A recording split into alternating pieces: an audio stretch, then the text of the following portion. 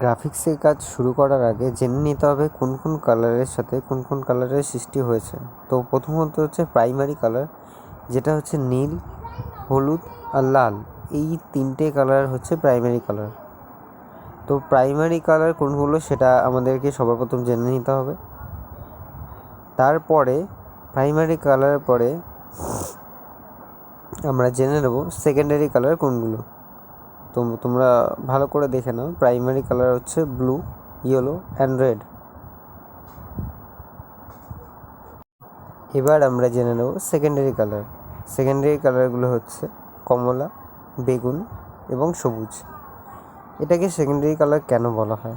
তোমরা প্রাইমারি কালারে দেখেছো লাল, হলুদ আর নীল।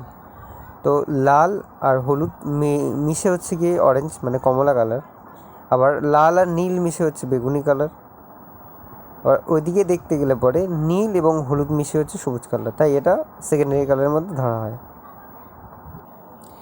হ্যাঁ, primary colour and secondary colour আমরা দেখে নিলাম।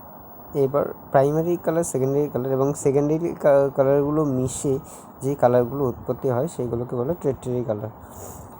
তো তোমরা বুঝতে পেরেছো যে প্রাইমারি কালার থেকে সেকেন্ডারি কালার কীভাবে তৈরি হয়েছে রঙগুলো। তো সেরকমভাবে সেকেন্ডারি কালারগুলোর সাথে বিভিন্ন কালার মিশে পরবর্তী কালারগুলো উৎপত্তি হয়েছে।